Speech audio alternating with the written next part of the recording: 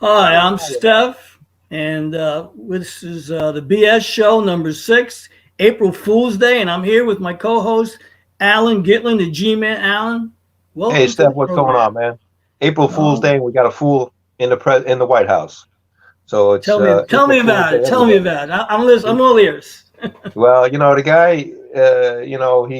he did away with the cartoons. Now he has nothing to watch on Saturday morning, and he did away with Dr. Seuss books, and those are the only books he comprehended. So I don't get that. So and he's thinking about taking away crayons. If he does that, I'll have nothing to do on the weekends. That's So right. No Crayola. no Crayola, right? And maybe he'll come up with a new color. It'll be shit brown. Oh, I mean, whatever.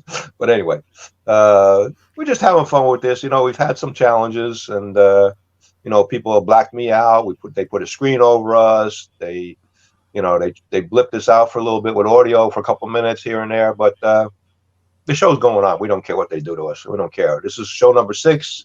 We're gonna have 7, 8, 9, 10, 11, 12, and 200 by the time we're done. So we don't care. We're going on with the show.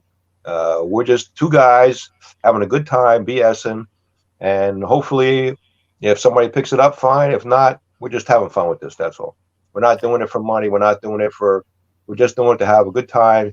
Talk about what's going on in the world, some stories and some jokes, and just making people laugh a little bit in this, time of COVID, and people are down and out and don't know what to do and tired of wearing a mask, and you know some people are afraid to go out. You got to live your life. But anyway, I've been doing acting and comedy off and on for about 20 years, and I enjoy everything I do. I've been a podcast host and guest. I wrote a script. Everything I do, I have a blast with. Just have fun with it, enjoy it, and if it goes somewhere, fine. If it doesn't, not the end of the world. you know um I had a job for 25 years. Unfortunately, it's been out about 25 years now, that I truly, truly loved. And I started the very lowest position in the company. And the only job I didn't do before they closed the door was general manager and controller. Um, I started as a delivery man for them. I was in a union.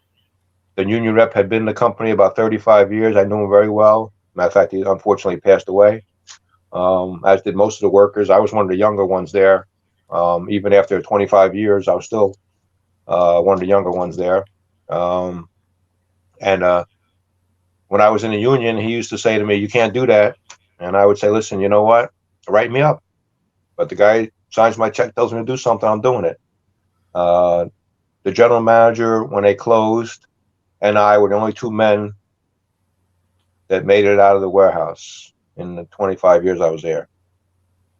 I pushed and shoved and worked my way to the top. I did a lot of extra shit that people never ever thought about doing for them. They were very good to me, and I was very good to them. It was a two-way street. They threw me extra money. They threw me tickets to ball games, basketball, football, track meets. Anytime they had an extra ticket, I was the first one to go. The accountant used to be there a lot, and I got to know his sons because they would go to the tickets with us a lot of times. Or he got tickets from one of his clients, and they would give. He was very close to my boss, and I was the next one to go. Asked to go. I once went to a track meet for Bristol Myers with my ex-wife, and I brought my ex-father-in-law. And not only did we go for free, we got free food, free drinks, and we got a gift for going. Like, really? Really? It had to be the Penn Relays. And Yes. actually saw, I know it's not popular now, but I actually saw Bill Cosby run a half mile at the Penn Relay because he went to Penn State, and they did a thing about him, and he happened to be there that day. They did some kind of like half mile with him, just as a publicity thing. This is going back in the late 70s, or early 80s, I guess it was. So wait a minute. I got tickets for free, I got food for free, I got drinks for free, and I got a gift for going. That's a pretty good deal. Not Uh, bad. And I, you do, yeah, let me add another free in there. We're doing uh, this show for free. that's what we're doing this show for free, correct? Right. So I mean, that's pretty cool. I mean, I went to baseball games, basketball games. You name it, I went. Any extra tickets anybody ever got in the place, they always asked me. I was the next one to go if somebody couldn't go. And it was a company that I always say was the last of a dying breed. They built their reputation on customer service. They literally bent over backwards for their customers. We were a wholesale drug company. We handled pharmaceuticals, class 3, class 4, everything that you see in a drugstore. And we had sundry side also. I was an expert at 6 sections on the pharmaceutical side. I could pick any section. They could throw me in there and I could pick, any section, including the class 3s or class 4s if I had to. I worked receiving. I was supervisor of the warehouse at one point. I ran the accounts payable department for about 2.5 years. I bought for another 2.5 years. And it's funny, this is how I got on the road as a salesman for the last 35 years of my life. I'd never been on a road before as a salesman. I never saw anything before in my life. And the accounts that I used to deliver to when I was a driver, halfway into my tenure, the guy who had that territory was moving to Denver. He went on vacation to Tahiti, and he met a girl from Denver, and he got very serious, very fast. He was never married. He was in his 30s, and he decided that he wanted to go out there and live with her. And I believe they got married. I never heard from him after that, or saw anybody after that. I went to my boss and I said, listen, I'd like to go on the road and take his territory. And he said, well, I don't want you to go on the road because you're too valuable to me inside. You know everybody's job, and if somebody doesn't know where something is, you can find it, including the warehouse. You knew the warehouse better than the warehouse supervisor. And I said, listen, I got a young family. I got a house, and I need a little extra money. And I said, if it doesn't work out, you can bring me back in. What is that beeping? I think it's something on my calendar showing me I got something going on here, but I just dismissed it. So anyway, so I said, listen, if it doesn't work, you can bring me back. So I went on the road, and to me, it was a natural fit. I said to him, listen, I know the products, I know the customers, I know what goes on the inside if something happens, to an order. I know how to handle it on the inside, how to get the credits made, that done for the person. Or if they say something was marked out and I don't think it was, I could go find it in the warehouse when I walked in the warehouse. That's just who I am,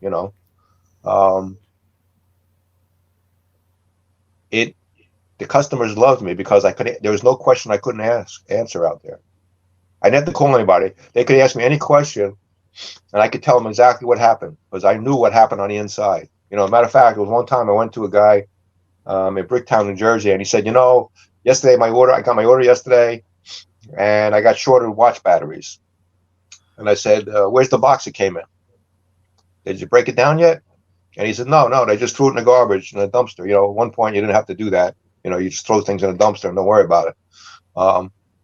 So I said, well, could you get me the boxes? So he got me the boxes, and I picked up the bottom flap of the box, and there were 3 or 4 watch batteries slid underneath. He goes, well, how did you know that? I said, because I did packing in a warehouse. I know what happens sometimes to the watch battery. They slide underneath the sleeve, and you can't, you think you don't have them. So the guy checked in the order. Obviously, if I was checking in the order, I would do the same thing, say that I got shorted the watch batteries, but I knew where they were, So it was a natural fit for me, and I really enjoyed it. And the customers loved me because they didn't have to call the office. I knew the answer to everything. I didn't have to call anybody. I knew the answers. Well, I gotta tell you, tonight I need you to give me some answers for some of the things I'm about to share with you, buddy. So you're pretty good with details and figuring things out, and I need you to solve the puzzle tonight, or at least try to explain it to me. So I'm pretty good at puzzles, actually. So. Good. Now, we were talking earlier, and we were talking about Buddy Hackett. Buddy Hackett, yes, one of my favorite comedians. And I love Buddy. Yeah. You got a joke that I want you to like give it to me now because Okay. I can't wait. I can't wait for Saturday. Every BS show we've been on so far, I've done a joke that Buddy Hackett told, and this is one I never heard before, and I thought it was funny as hell. I hope you do. I hope people watching this do. So this guy, he stumbles into a bar. He goes up to the bartender. Hey, bartender, give me a drink. And there's a round of drinks for everybody in the bar, and you too. So the bartender, gives everybody a drink and gives himself a drink. And just the guy, that's $78.27. And the guy says, I don't have no money. So the bartender takes him by his shirt and takes him outside and beats the shit out of him. And after about 10, 15 minutes, the guy walks in again. Hey, bartender, give everybody a drink, but not you. You get nasty when you get drunk. I thought it was kind of funny. I never heard that before. I thought it was pretty funny. Buddy Hackett was just a very, very funny guy. Had a lot of, stories, and they were all clean. And he just had a way of telling these jokes. They're just hysterical. He's one of my favorite comedians, actually. Now, were you a big fan of Johnny Carson? Yes. I think Johnny Carson was the best late night host ever. I don't think that anybody like it again. There's no reason to stay up late anymore. Like I was when I was 12 or 13 years old, I used to beg my parents to let me stay up and see the monologue. At 11 o'clock. That was for a 12, 13-year-old kid back, you're talking about in 63, 64, 65. That was like a late 11 o'clock was late for somebody. And I used to beg my parents to let me watch the monologue on Johnny Carson. I thought he was just hysterical. He had a rapport with all the guests. First of all, he knew they all hung out together, a lot of them. Not like today. These guys they're fighting with each other and saying stupid shit about each other. These guys actually liked each other and realized that by being close to each other, that it made their careers even better. Like the Rat Pack, that whole, Joey Bishop and Sammy Davis and Frank Sinatra and they were just I don't know, just a camaraderie, and because Johnny Carson was friends with these people, he could do whatever he wanted to them and say whatever he wanted to them. And they could say the same thing to him. And he didn't get offended. They all laughed at it. They knew it was jokes. They knew it was funny, You can also include George Carlin in the mix, too. Yeah, George Carlin was the same way. Yeah, George Carlin, yeah. Yes, George Carlin was he was ahead of his time. People didn't realize it. Yeah. Do you remember when Johnny was leaving the show? Take you back to the days. And there were different guys jockeying for position to who would get that show. Now, one of the heir apparents was Joan Rivers. Joan hosted that show. What did you think of Joan? She had her own, she could offend people a certain way. She was funny to a certain degree, She was, at that time, there wasn't that many really good women comics. And she came along with a shtick about her friend Abramowitz or whatever her name was, and she could be offensive though to some people, but that was just her way of doing it, As was Rickles, Rickles turned a lot of people off, The reason why I was asking with Joan, I want to stay on Joan here because sometimes comedians could be their worst enemies in what they say, and so I'm going to play a clip because it's April Fool's Day, and what's the name of the show? The Bullshit Show. BS Show, right? So I'm going to play something, and you're here because you worked for all those years in that company, and you fixed just about everything and solved a lot of those problems, and they paid you well for it. So I need you to just I don't say they paid me that well, but it was okay. They paid me okay. That's not going to. I'm not going to. This is a freebie here tonight, but I enjoyed Joan Rivers, and when I saw something, it really irked me. I'm going to set this up a little bit. And the woman's not here any longer. And I want to pay my respects to her for being a phenomenal comedian and paving the way for Lisa Lampanelli and all the other lady comedians who came there after, because she kind of opened the door. But she crossed the line when it comes to telling it like it is. And I'm going to show you that. And then, Alan, after this clip is over, we'll come back and we'll talk about it. And I just want to get your views on it. So here we go. I want to play Joan Rivers, one of her last words spoken. And do you think that the country will see the United States will see the first gay president or the first woman president? We already have it with Obama, so let's just calm down. Got it. You know Michelle is a I'm sorry, she's a what? A transgender. We all know. Oh my gosh. Oh gosh. It's okay. Alan, when I first heard that, I said, I know Joan's a comedian. Right. But wow, she set it off with that. What do you think? I think Michelle is nuts without balls, or balls without nuts, or nuts without balls, something like that. Yeah, I don't know which one. I forget which one it is, but anyway, or both. Nuts without balls or balls without nuts. Now, with this happening, right? Not long after that, right, she ends up dying mysteriously on anesthesia in a New York hospital there. Right. She knew Hillary Clinton. That's why. So Howard Stern did the eulogy, right? And here's a guy who stands about 6'8", right? Correct. Big man. Yep. I see him in Tavern Green in Central Park wearing pink spandex pants with sequins on it. I said, well, I've never seen a woman that big. He turned around. It was Howard Stern. I said, man, I've never seen an ugly man that big either. Right. Wearing pink. Wearing pink. So I know he's going both ways. There's no doubt about it. And he spoke at the eulogy, and he knows loose lips sink ships. And Joan Rivers is gone because of one of the things she shared, which she wasn't supposed to share, but everybody knows about it, is what she said. But I don't think everybody knew about it. But I think as we go on, she needs restitution, because if she died for making a truthful comment, then we need to straighten this out tonight. Yeah, we got to dig up Michelle, or dig down Michelle. Well, speaking of which, let's dig up Michelle right now, if we will.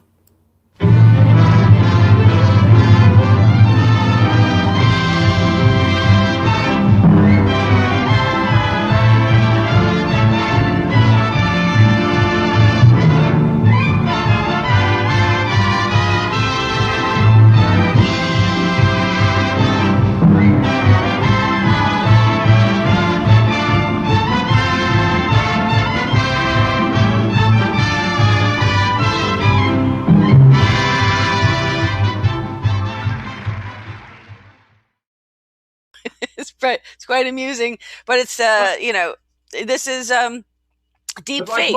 Most humor is based on truth. I mean, the guy is brain damaged. He's cognitively impaired. The idea of his being a candidate of a major political party for the presidency of the United States is ridiculous.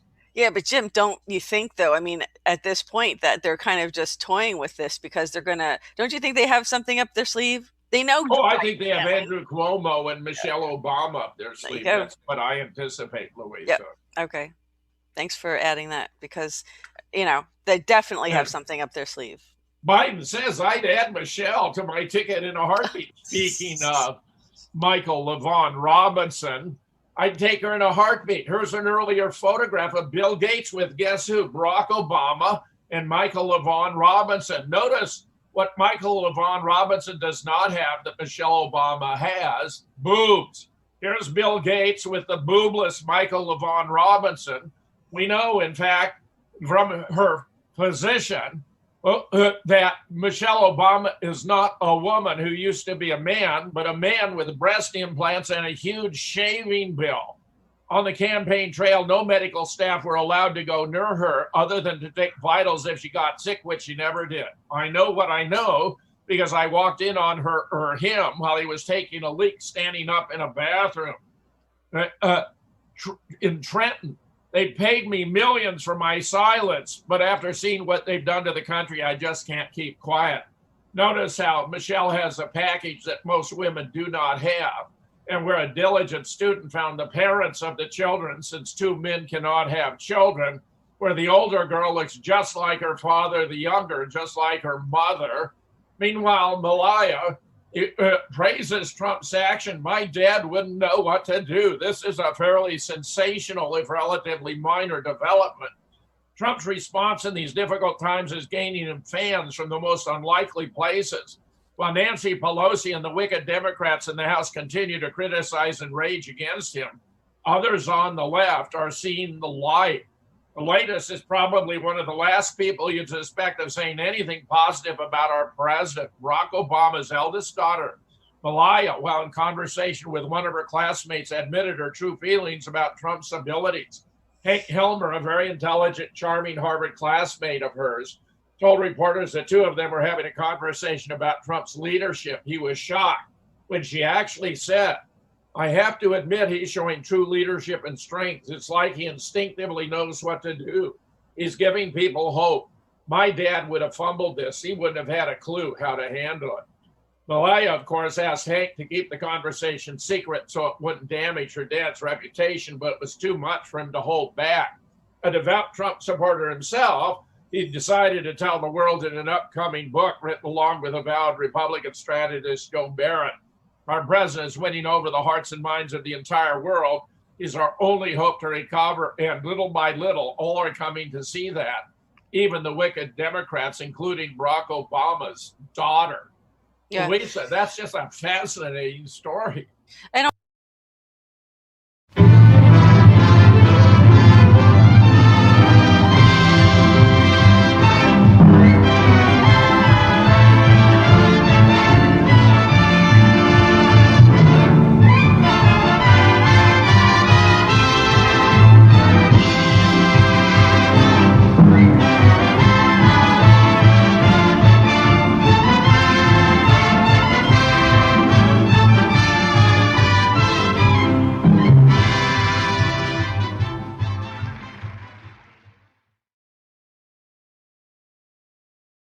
Well, Alan, we're back. What say you? Sounded like a little BS to me, but you know, what do I know? Like I said, nuts without balls or balls without nuts. I don't know. You know, Very possible. You know, listen, there's a whoever man- heard of, first of all, whoever heard of Obama before he ran for president? I certainly No. didn't. No. Okay. You know, you know, he was made by the CIA and George Bush, and he's not even black. He was born to the king and queen of Thailand. His brother right now, Maha Vajiralongkorn, is now the actual prince, a prince who became a king. And Obama was the youngest brother, so he was the throwaway son, so to speak.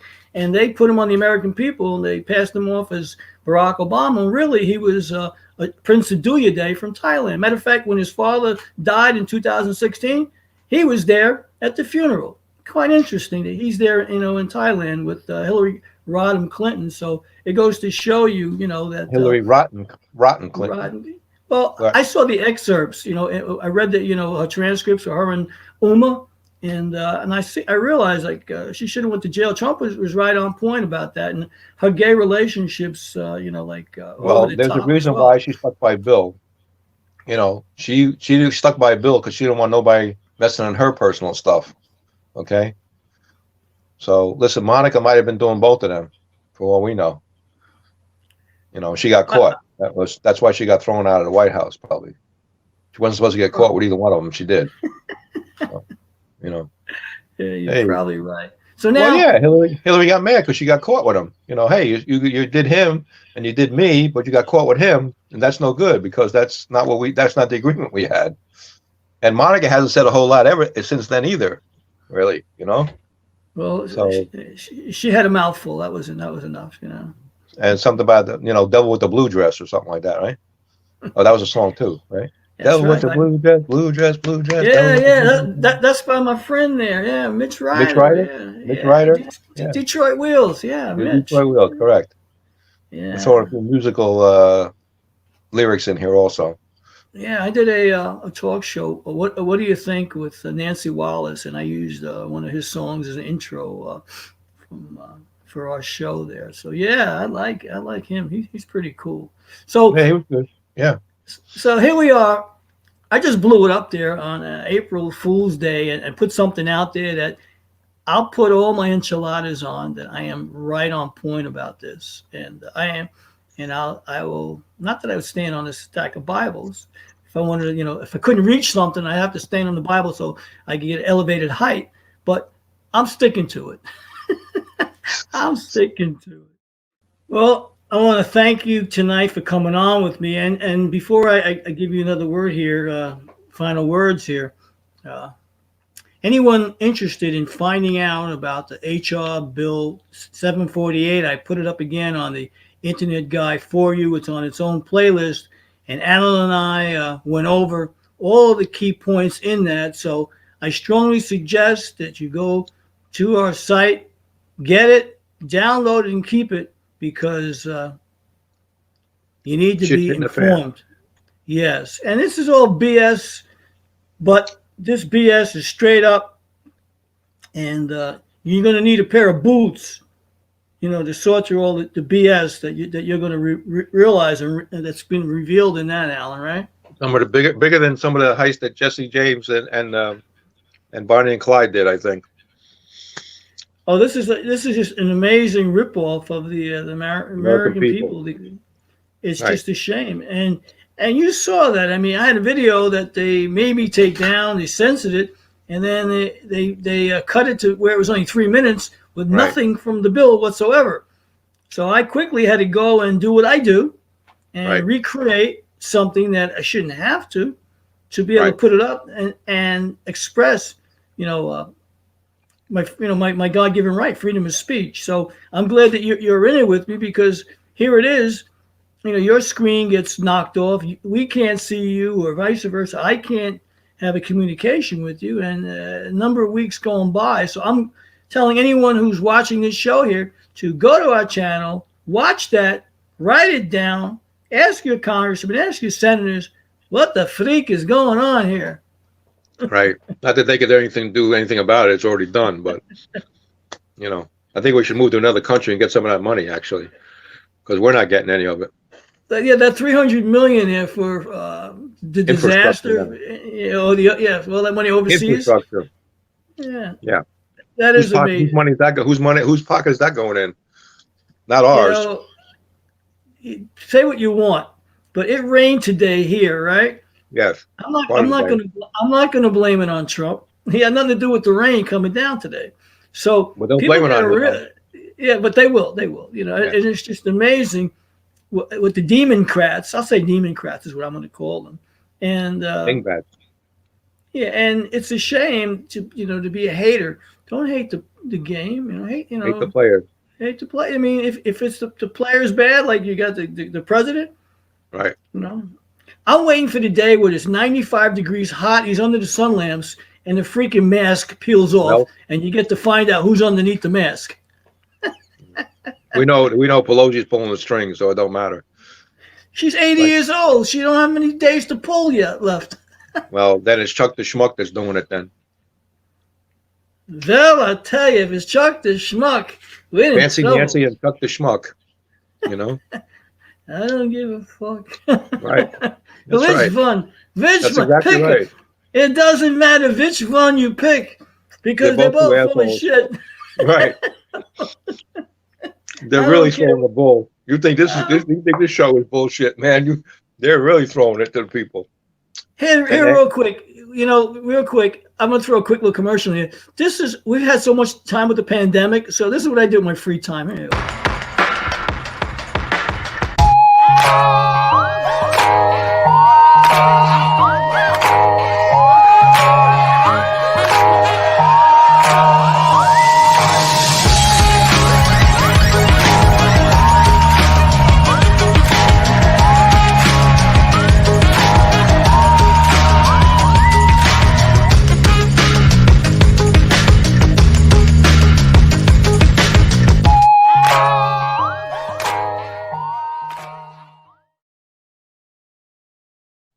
Anyway, that was one of my quick little bits there with this pandemic. I said, let me create something and make a couple of dollars out of it. And people started buying my T-shirts, my cups, my mugs. So I cracked up. I said, gee, from something that started out just bullshit, I made a couple of shekels on it, Should make one for the BS show, maybe.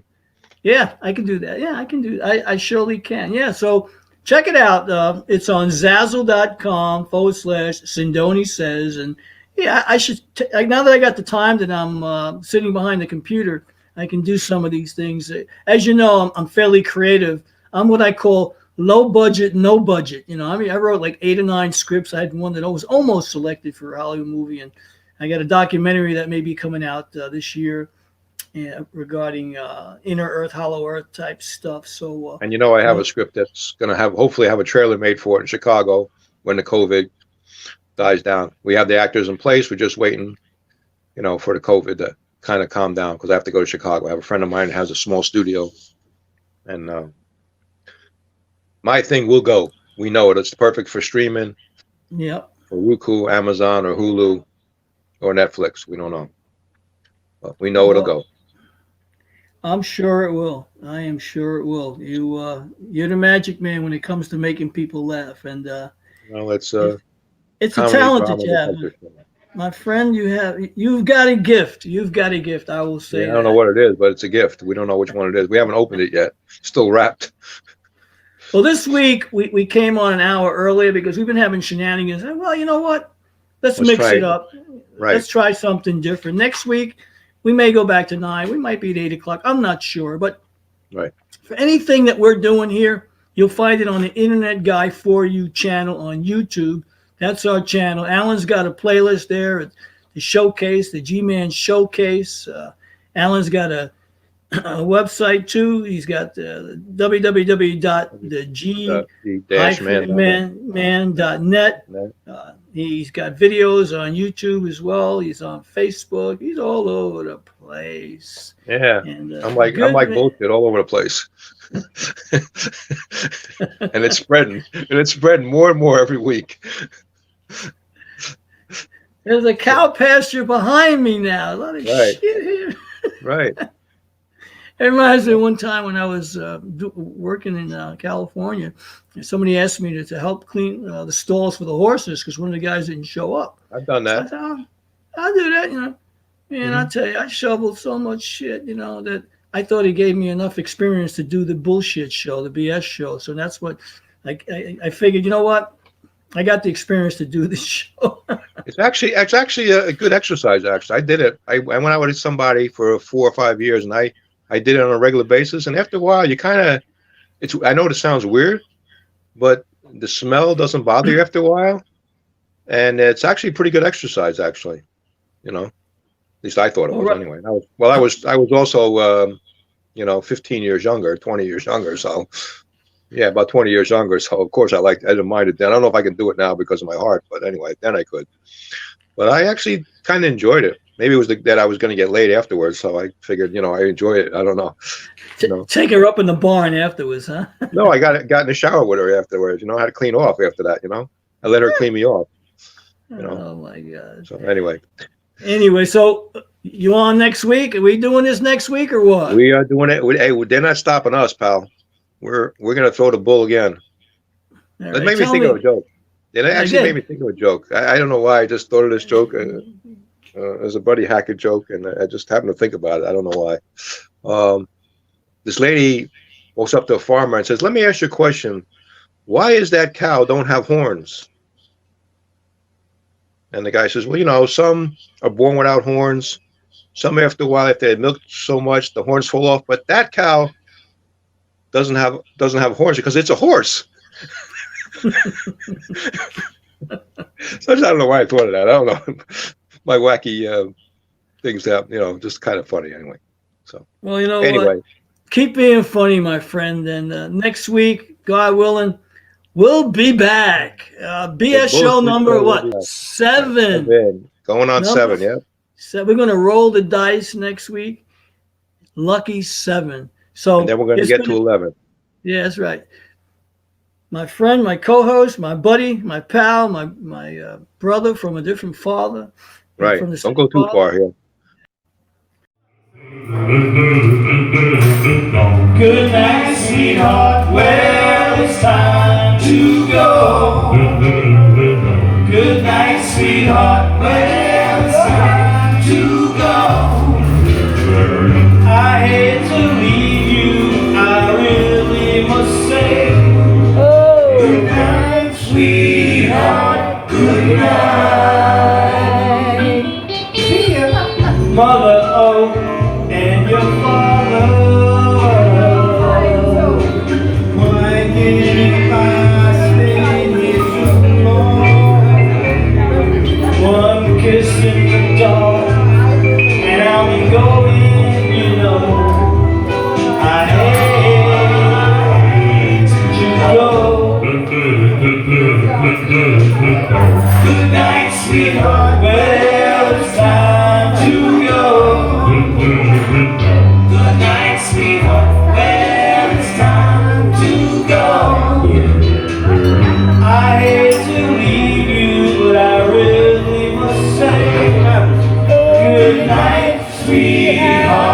Good night.